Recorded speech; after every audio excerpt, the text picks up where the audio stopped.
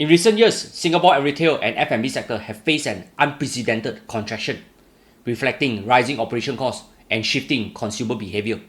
In 2024 alone, over 3,000 F&B outlets closed, marking the highest annual shutdown rate since 2005. By early 2025, the contraction continued. These closures spanned from hawker stores to mid-market brands to Michelin star restaurants. Several factors underpin this alarming trend. Staffing and labor costs has increased. So are utilities, ingredients, transport, and so on. They have escalated after the infamous GST hike. All this cut into business profitability. This is further exacerbated with Singaporeans going in droves to JB for their weekly grocery, shopping, dining, to even nightlife. I am one good example.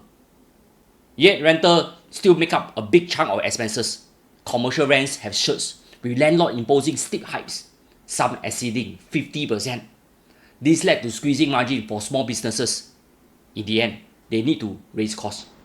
If you are going to sell a hot dog for $8 in a pasar malam setting, sorry ho, $8 can eat a proper McDonald's set meal that come with a drink.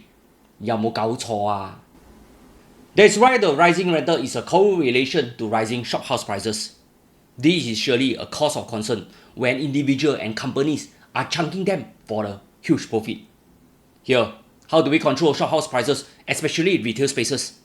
Well, let Ellery Koko share with you this.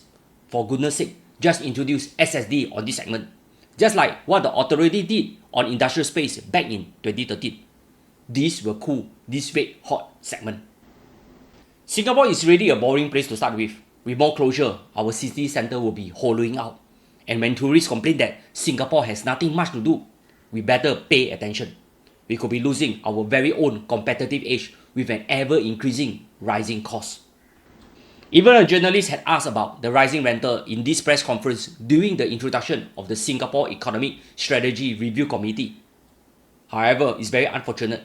This pressing question that affects Singapore SMEs and Singaporeans is not directly addressed. I have left the links in the description below.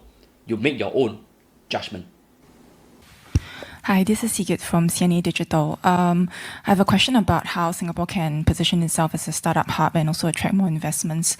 So I think businesses have, over the years, talked about challenges such as rising business costs, such as rent, and a tight manpower market. So rental, for example, has been discussed quite prominently as a reason why some of the local businesses are unable to sustain themselves. So how prominently will these two issues be tackled by the relevant committees?